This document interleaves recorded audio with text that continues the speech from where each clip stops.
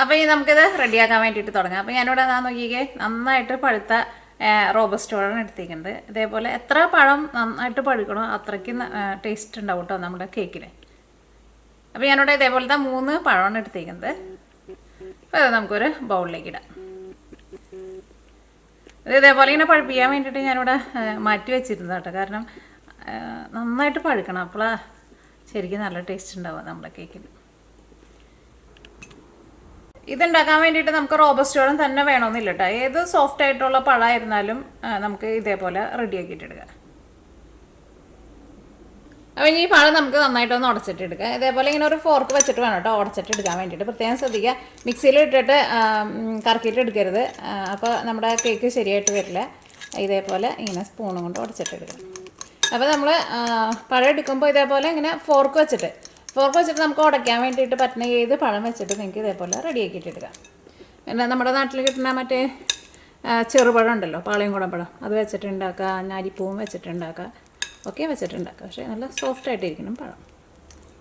അപ്പോൾ എൻ്റെ ഇതിനകത്ത് 2 പഴം നന്നായിട്ട് പഴുത്തിട്ടുണ്ടായിരുന്നു. ഒരെണ്ണം അത്രയ്ക്ക് അങ്ങോട്ട് പഴുത്തിട്ടുണ്ട്, പക്ഷേ ആ കറുത്ത കളർ അത്രയ്ക്ക് അങ്ങോട്ട് വന്നിട്ടുണ്ടായിരുന്നു. നല്ല കറുത്ത കളർ വന്നാൽ നല്ലത്. ഇത് നമ്മളിങ്ങനെ ഫോർക്ക് വെച്ചിട്ട് നമ്മൾ ഉടച്ചിട്ട് എടുക്കുമ്പോഴുണ്ടല്ലോ ഭയങ്കര പേസ്റ്റ് പോലെ ആവരുത്. ചെറുതായിട്ട് ഇങ്ങനെ ഒരു ചങ്ക്സ് പോലെ കിടക്കണം. അതിന് വേണ്ടിയിട്ട് നമ്മളിങ്ങനെ ഫോർക്ക് വെച്ചിട്ട് ചെയ്യുന്നത്. അപ്പോൾ നമ്മുടെ പഴം നോക്കിക്കേ നന്നായിട്ട് നമ്മൾ ഉടച്ചെടുത്തിട്ടുണ്ട്. ചെറുതായിട്ട് ഇങ്ങനെ ഒരു കട്ട പോലെയൊക്കെ ഉണ്ട്, പക്ഷെ അത് കുഴപ്പമില്ല. അങ്ങനെ വേണം നമ്മുടെ കേക്കിന്. ഞാൻ അടുത്തത് ഇതിലേക്ക് 2 മുട്ട ചേർക്കാം നമുക്ക്. ഇത് നമ്മുടെ കോഴി പുതിയതായിട്ടിട്ട മുട്ട കേട്ടോ, 2 എണ്ണം. അത് നിങ്ങൾ ചിലർ ചോദിക്കാറുണ്ട് കോഴിമുട്ടയ്ക്ക് പകരം താറാമുട്ട പറ്റുമോ. താറാമുട്ട വെച്ചിട്ടും റെഡിയാക്കിയിട്ടിടുക.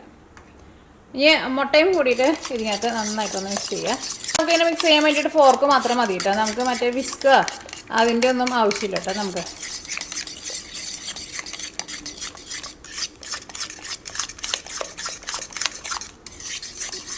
അപ്പോൾ നമ്മുടെ മുട്ടയും ഇതിനകത്ത് നന്നായിട്ട് മിക്സ് ആയിട്ടുണ്ട്. ഇതിലേക്ക് നമുക്ക് ഫ്ലേവറിന് വേണ്ടിയിട്ട് വാനില എസൻസ് ചേർക്കാം. വാനില എസൻസ് ഞാനിതിലേക്ക് ഒരു 1.5 ടീസ്പൂൺ ചേർക്കുന്നുണ്ട്. അല്ലെങ്കിൽ വാനില എസൻസ് നിങ്ങളുടെ ഫ്ലേവറിനനുസരിച്ചിട്ട് ചേർത്തോട്ടെ. നിങ്ങൾക്ക് കൂടുതൽ നല്ലൊരു വാനില എസൻസിൻ്റെ ഫ്ലേവർ വേണമെന്ന് വെച്ചിട്ടുണ്ടെങ്കിൽ അതനുസരിച്ചിട്ട് ചേർത്തോളൂ.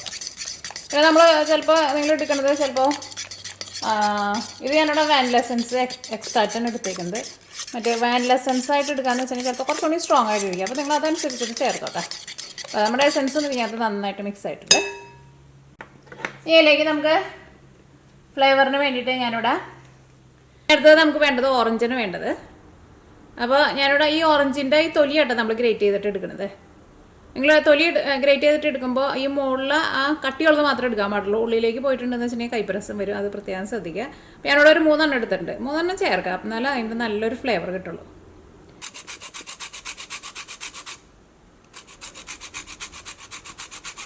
ഇനിയിപ്പോൾ നിങ്ങൾക്ക് കേക്ക് ഉണ്ടാക്കുമ്പോൾ ഇപ്പോൾ ഈ ഓറഞ്ചിൻ്റെ ഈ പുറത്ത് ഈ തൊലി ഗ്രേറ്റ് ചെയ്തിട്ട് ചേർക്കണ്ടെന്ന് വെച്ചിട്ടുണ്ടെങ്കിൽ ചേർത്തില്ലെങ്കിലും കുഴപ്പമില്ല കേട്ടോ.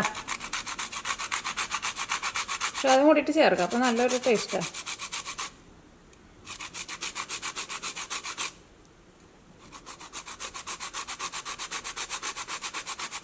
ഇപ്പോൾ ഇതില്ലാന്ന് വെച്ചിട്ട് നിങ്ങൾ കേക്ക് ഉണ്ടാക്കാണ്ടിരിക്കേണ്ട, വാനില എസൻസ് മാത്രം ചേർത്താലും കുഴപ്പമില്ല. പക്ഷെ ഞാൻ എപ്പോഴും കേക്ക് ഉണ്ടാക്കുമ്പോൾ ഇതും കൂടിയിട്ട് ചേർക്കാറുണ്ട്. ഓറഞ്ചിൻ്റെ തൊലി നമ്മൾ ഗ്രേറ്റ് ചെയ്ത് ചേർത്തിട്ടുണ്ട്. അടുത്തത് നമ്മൾ ഇതിലേക്ക് ഓയിലാണ് ചേർക്കുന്നത്.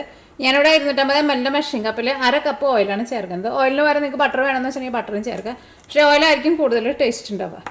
അപ്പോൾ ഞാനിവിടെ സൺഫ്ലവർ ഓയിലാണ് ചേർക്കുന്നത്. അല്ലെങ്കിൽ നിങ്ങൾക്ക് ഇഷ്ടമുള്ള ഓയിൽ ചേർക്കുക. വെളിച്ചെണ്ണ വേണമെന്ന് വെച്ചിട്ടുണ്ടെങ്കിൽ വെളിച്ചെണ്ണയും ചേർക്കുക, കുഴപ്പമില്ല. 1/2 കപ്പ് ഓയിൽ. ഇനി ഓയിലും കൂടിയിട്ട് നമുക്ക് ഇതിനകത്ത് നന്നായിട്ട് മിക്സ് ചെയ്യാം. ഇനി ഇതിലേക്ക് ഞാനിത് പഞ്ചസാര ചേർക്കാണ്ടാണ് ഞാൻ ഈ കേക്ക് റെഡിയാക്കിയിട്ട് എടുക്കുന്നത്. കാരണം ഇതിലേക്ക് നമ്മൾ പഴവും ചേർക്കുന്നുണ്ട്, പിന്നെ ഞാൻ ഈന്തപ്പഴവും ചേർക്കുന്നുണ്ട്. അപ്പോൾ നിങ്ങൾക്ക് മധുരം വേണമെന്ന് വെച്ചിട്ടുണ്ടെങ്കിൽ അതനുസരിച്ചിട്ട് പൊടിച്ച പഞ്ചസാര വേണം ചേർക്കാൻ വേണ്ടിയിട്ട് ഈ സമയത്ത് ചേർത്ത് കൊടുക്കുക. നിങ്ങൾക്ക് കുറച്ചും കൂടി നല്ലൊരു മധുരം വേണമെന്ന് വെച്ചിട്ടുണ്ടെങ്കിൽ ഒരു 1/2 കപ്പ് പഞ്ചസാര വരെ നിങ്ങൾക്ക് ചേർക്കാം. ഓക്കെ, അപ്പോൾ നമ്മുടെ ഓയിലും ഇതിനകത്ത് നന്നായിട്ട് മിക്സ് ആയിട്ടുണ്ട്. ഇനി അടുത്തത് നമ്മൾ ഇതിലേക്ക് 2 കപ്പ് മൈദപ്പൊടിയാണ് ചേർക്കുന്നത്. ഇനിയിപ്പോൾ നിങ്ങൾക്ക് മൈദപ്പൊടിക്ക് പകരം നിങ്ങൾക്ക് ആൽമണ്ട് ഫ്ലോർ ചേർക്കുന്നത് വെച്ചിട്ടുണ്ടെങ്കിൽ പപ്പാതി ചേർക്കാം. 1 കപ്പ് ആൽമണ്ട് ഫ്ലോറും ചേർക്കുക, 1 കപ്പ് മൈദപ്പൊടിയും ചേർക്കുക. അങ്ങനെ ചേർത്തിട്ട് അങ്ങനെയും വേണമെന്ന് വെച്ചിട്ടുണ്ടെങ്കിൽ അങ്ങനെയും റെഡിയാക്കിയിട്ട്. അപ്പോൾ നമുക്കൊരു അരിപ്പയിൽ വെച്ചിട്ട് അരിച്ചിട്ട് നമുക്ക് പൊടികൾ ചേർക്കാം. അപ്പോൾ ഇതിലേക്ക് നമുക്ക് 2 കപ്പ് പൊടി ചേർക്കാം. അപ്പോൾ ഞാനിവിടെ 1 കപ്പ് ആൽമണ്ട് ഫ്ലോറും 1 കപ്പ് മൈദപ്പൊടിയായിട്ടാണ് ചേർക്കുന്നത്. അങ്ങനെ ഇപ്പോൾ നിങ്ങളുടെ അടുത്ത് ആൽമണ്ട് ഫ്ലോർ ഇല്ല വെച്ചിട്ടുണ്ടെങ്കിൽ മൈദപ്പൊടിയിൽ ചെയ്താലും ഒരു കുഴപ്പമില്ല. പക്ഷെ നമുക്ക് കുറച്ചുകൂടി ഹെൽത്തി ആയിട്ട് വേണമെന്ന് വെച്ചിട്ടുണ്ടെങ്കിൽ ഇങ്ങനെ വേണമെന്ന് വെച്ചിട്ടുണ്ടെങ്കിൽ ഇങ്ങനെയും ചെയ്തിട്ടെടുക്കാം. നമ്മൾ ചേർക്കുന്നത് 1 ടീസ്പൂൺ ബേക്കിംഗ് സോഡയാണ് ചേർക്കുന്നത്. ബേക്കിംഗ് പൗഡർ അല്ല കേട്ടോ, ബേക്കിംഗ് സോഡ ചേർക്കണം. 3/4 ടീസ്പൂൺ ഉപ്പ്. അപ്പോൾ ഇത് അരിപ്പയിലിട്ടിട്ട് നമുക്കൊന്ന് അരിച്ചിട്ട്, അപ്പോൾ ഇനി ആൽമണ്ട് ഫ്ലോർ ഇല്ലയെന്ന് വെച്ചിട്ട് നിങ്ങൾ ഉണ്ടാക്കാണ്ടിരിക്കേണ്ട, മൈദപ്പൊടിയിൽ റെഡിയാക്കിയിട്ട് എടുത്താലും നല്ലത് തന്നെയാണ്. അടുത്തത് ഞാനിതിലേക്ക് ഈന്തപ്പഴമാണ് ചേർക്കുന്നത്. ഞാൻ കുറച്ച് ചെറിയ പീസായിട്ട് കട്ട് ചെയ്തെടുത്തിട്ടുണ്ട്. ഇനി നമ്മളിതിലേക്ക് ചേർക്കണതിന് അങ്ങനെ കറക്റ്റ് ഒരു അളവൊന്നുമില്ല കേട്ടോ. നിങ്ങൾക്ക് ഏത് ഡ്രൈ ഫ്രൂട്ട്സ് ഒക്കെയാണ് അല്ലെങ്കിൽ നട്ട്സ് ഒക്കെയാണ് ഇഷ്ടമെന്ന് വെച്ചിട്ടുണ്ടെങ്കിൽ അതൊക്കെ ചേർക്കാം. അപ്പോൾ ഞാനിവിടെ അത്യാവശ്യം ഒരു 12 ഈന്തപ്പഴം കട്ട് ചെയ്തിട്ടാണ് ചേർത്തത്. കൂടുതൽ വേണമെന്ന് വെച്ചിട്ടുണ്ടെങ്കിൽ കൂടുതലും ചേർക്കാം. പിന്നെ ഇതിലേക്ക് നിങ്ങൾക്ക് ഉണക്കമുന്തിരി വേണമെന്ന് വെച്ചിട്ടുണ്ടെങ്കിൽ ഉണക്കമുന്തിരിയും ചേർക്കാം കേട്ടോ. കിസ്മിസ് വേണമെന്ന് വെച്ചിട്ടുണ്ടെങ്കിൽ കിസ്മിസും ചേർക്കാം. അപ്പോൾ അതനുസരിച്ചിട്ട് ഡേറ്റ്സ് കുറച്ച് ചേർത്തിട്ട് മറ്റേത് രണ്ടും കൂടിയിട്ട് അഡ്ജസ്റ്റ് ചെയ്തിട്ട് അങ്ങനെ ചേർക്കാം. കാരണം ഒന്നിനും കറക്റ്റ് അങ്ങനെ ഒരു അളവില്ല. കാരണം അതൊക്കെ നമുക്ക് ഏതാണ് കൂടുതൽ ഇഷ്ടമെന്ന് വെച്ചിട്ടുണ്ടെങ്കിൽ അതൊക്കെ ചേർക്കാം. പിന്നെ എല്ലാവരും ഒരുപാട് അങ്ങോട്ട് ചേർക്കണ്ട. ഇനി ഞാനിതിലേക്ക് ചേർക്കുന്നത് പീക്കണാണ് ചേർക്കുന്നത്. അത് ഞാനിവിടെ കുറച്ച് ചെറുതായിട്ട് കട്ട് ചെയ്തെടുത്തിട്ടുണ്ട്. അതിനകത്ത് പീക്കണം ഉണ്ടായിരുന്നു, ആൽമണ്ടും ഉണ്ടായിരുന്നു. അത് ഞാനിവിടെ രണ്ടും കൂടിയിട്ട് ഒരു 3/4 കപ്പിൻ്റെ അടുത്തുണ്ടാവും, അത്രയ്ക്കാണ് ചേർത്തത്.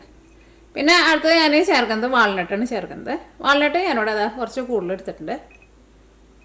ഇത് എൻ്റെ വാൾനട്ടിൻ്റെ ഏറ്റവും തീർന്നു, ഏറ്റവും അവസാനത്തേന്. അപ്പോൾ അതിനകത്ത് വാൾനട്ടിൻ്റെ കുറച്ച് പൊടിയൊക്കെ ഉണ്ടായിരുന്നു. അപ്പോൾ അതും കൂടിയിട്ടാണ് ഇതിനകത്തേക്ക് ചേർത്തത്. അപ്പോൾ അങ്ങനെ 3 നട്ട്സും ചേർത്തിട്ടുണ്ട്, ഈന്തപ്പഴവും ചേർത്തിട്ടുണ്ട്. അടുത്തത് ചേർക്കുന്നത് ചിയ സീഡ്സ് ആട്ടോ ചേർക്കുന്നത്. ഇത് നമ്മുടെ ഹെൽത്തിനൊക്കെ വളരെ നല്ല സാധനമാണ്. കേക്കിൽ ഇട്ടിട്ടുണ്ടെന്ന് വെച്ചിട്ടുണ്ടെങ്കിൽ നല്ല ടേസ്റ്റാണ്. ഞാനിപ്പോൾ ചേർത്തത് 250 ml 1/4 കപ്പാണ് ചേർത്തത്. ഒരു 1/4 കപ്പും കൂടിയിട്ട് ചേർക്കേണ്ടത്. ഒരു 1/4 കപ്പിൽ നിന്ന് 1 ടേബിൾ സ്പൂൺ കുറവുണ്ടാവും. കാരണം ഇത് അത്യാവശ്യം നന്നായിട്ട് ചേർത്തിട്ടുണ്ടെങ്കിൽ നിങ്ങളുടെ അടുത്ത് ഉണ്ടെന്ന് വെച്ചിട്ടുണ്ടെങ്കിൽ നിങ്ങളിതൊക്കെ ചേർത്തിട്ടുണ്ടാക്കിക്കോ. കാരണം വളരെ ഹെൽത്തിയാണത് നമുക്ക്.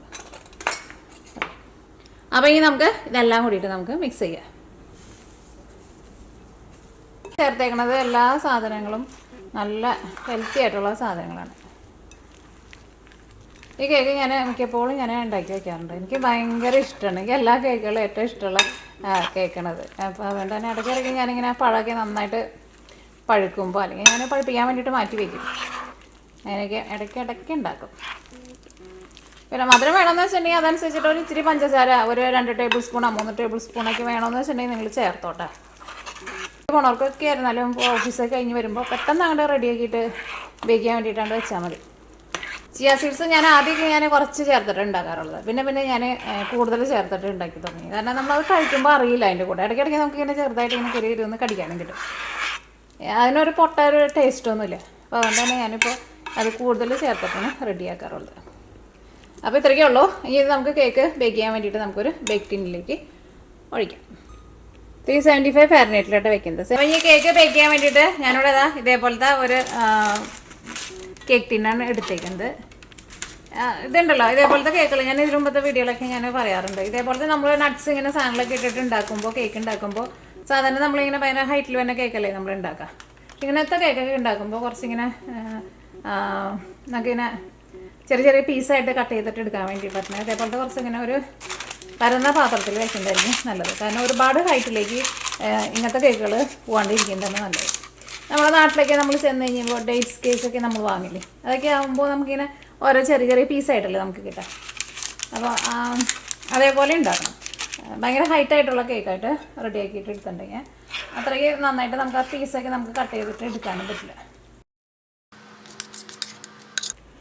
അപ്പോൾ ഇനി ഇത് നമുക്കൊന്ന് ലെവൽ ചെയ്തിട്ട് എടുക്കുക. അപ്പോൾ ഇതിൻ്റെ മിക്സിങ് നോക്കിക്കേ, ഭയങ്കര വാട്ടറി ആയിട്ടല്ല കേട്ടോ ഇരിക്കുന്നത്. കുറച്ച് തിക്കായിട്ടുള്ള ബാറ്ററാണ് ഈ കേക്കിൻ്റെ. പിന്നെ ഇതിലേക്ക് നിങ്ങൾക്ക് ക്രാൻബെറി വേണമെന്ന് വെച്ചിട്ടുണ്ടെങ്കിൽ അത് ചേർക്കട്ടെ. ഞാൻ സാധാരണ ചേർക്കാറുണ്ട്. അത് ചേർത്തിട്ടുണ്ടെന്ന് വെച്ചിട്ടുണ്ടെങ്കിൽ പുളിരസമൊന്നും ഉണ്ടാവില്ല കേട്ടോ. അതിൻ്റെ കൂടെ കഴിക്കുമ്പോൾ നല്ല ടേസ്റ്റ്. അത് ഒരുപാട് ചേർക്കണ്ട, കുറച്ച് ചേർക്കാത്. അപ്പോൾ ഈ നമ്മൾ കേക്ക് ബേക്ക് ചെയ്യാൻ വേണ്ടിയിട്ട് പോവാണ്. ഞാനവിടെ ഓവൻ പ്രീ ഹീറ്റ് ചെയ്യാൻ വേണ്ടിയിട്ട് വെച്ചിട്ടുണ്ടായിരുന്നു. അപ്പോൾ ടെമ്പറേച്ചർ സെറ്റ് ആയിട്ടുണ്ട്. അപ്പോൾ ടൈം ഞാൻ കറക്റ്റ് പറയണില്ല. നിങ്ങൾ ഒരു 40 മിനിറ്റ്സ് ആകുമ്പോൾ നിങ്ങളൊന്ന് ചെക്ക് ചെയ്ത് നോക്കിക്കോ. കാരണം നമ്മൾ ആ വെക്കുന്ന പാത്രത്തിൻ്റെ അളവും വലിപ്പ വ്യത്യാസമൊക്കെ അനുസരിച്ചിട്ട് നമ്മൾ ഏത് കേക്ക് വെച്ചാലും ചെറിയ വ്യത്യാസമൊക്കെ ഉണ്ടാവും.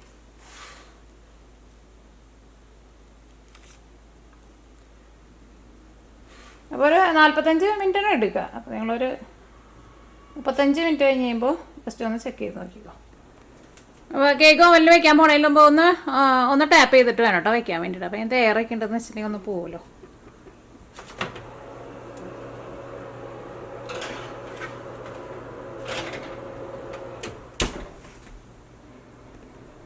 അപ്പോൾ നമ്മുടെ കേക്ക് റെഡി ആയിട്ടുണ്ട് കേട്ടോ. ഞാൻ ചൂടാറി കഴിഞ്ഞ് കഴിയുമ്പോൾ കാണിച്ചു തരാം. അപ്പോൾ ഞാനിവിടെ 40 മിനിറ്റ് ആയിട്ട് നമ്മൾ ബേക്ക് ചെയ്യാൻ വേണ്ടിയിട്ട് എടുത്തിട്ടുണ്ടായിരുന്നു. പിന്നെ മുകളിലേക്ക് നോക്കിക്കേ നല്ലൊരു ഗോൾഡൻ കളറായിട്ടുണ്ട്. അപ്പോൾ നമ്മുടെ കേക്ക് റെഡി ആയിട്ടുണ്ട് കേട്ടോ. കേക്ക് ഇരുന്നിട്ട് ചൂടാറിയിട്ടുണ്ട്. എന്നാലും ഒരു ചെറിയൊരു ചൂടുണ്ട്. ശരിക്കും കേക്ക് ഒരു ദിവസം ഇരുന്നിട്ട് എടുക്കുന്നതായിരിക്കും നല്ലത്. എന്നാലും നമുക്കൊന്ന് കട്ട് ചെയ്ത് നോക്കാം. അങ്ങനെ വലിയ ചൂടില്ല.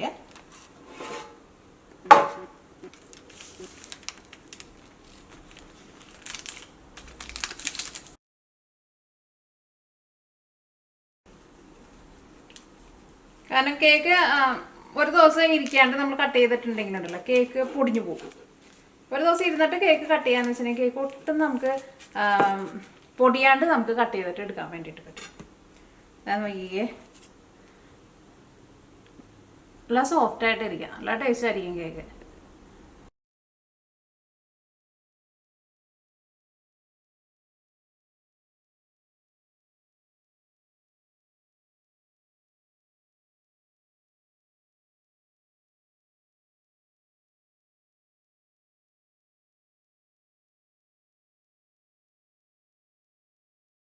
അപ്പോൾ അങ്ങനെ നമ്മുടെ കേക്കുകളെല്ലാം ഞാൻ പീസായിട്ട് കട്ട് ചെയ്തിട്ട് ഞാൻ വേറൊരു സർവിങ് പ്ലേറ്റിലേക്ക് ഓരോ പീസുകളായിട്ട് വെച്ചിട്ടുണ്ട്. അപ്പോൾ ഈ കേക്കിന് നമ്മൾ ഇതിലേക്ക് പഞ്ചസാര ചേർത്തിട്ടുണ്ടായിരുന്നില്ലല്ലോ. എന്നാലും അത്യാവശ്യം മധുരമൊക്കെ ഉണ്ട്. നമ്മുടെ ആ പഴത്തിൻ്റെയും ഈന്തപ്പഴത്തിൻ്റെയൊക്കെയും അത്യാവശ്യം മധുരമുണ്ട്. ഇനിയിപ്പോൾ നിങ്ങൾക്ക് കുറച്ചും കൂടി മധുരം വേണമെന്ന് വെച്ചിട്ടുണ്ടെങ്കിൽ നിങ്ങൾക്ക് അതനുസരിച്ചിട്ട് പഞ്ചസാര ചേർക്കാം കേട്ടോ. പൊടിച്ച പഞ്ചസാര ചേർത്താൽ മതി. പിന്നപ്പോൾ അങ്ങനെ ഒരു ചെറിയൊരു മധുരമേ ഉള്ളൂ. പക്ഷേ ഈന്തപ്പഴമൊക്കെ കടിക്കുമ്പോൾ അതിൻ്റെ നല്ലൊരു മധുരമൊക്കെ നമുക്ക് ഇടയ്ക്കിടയ്ക്ക് കിട്ടും. അപ്പോൾ ഇതാണ് നമ്മുടെ പഴം കേക്ക്.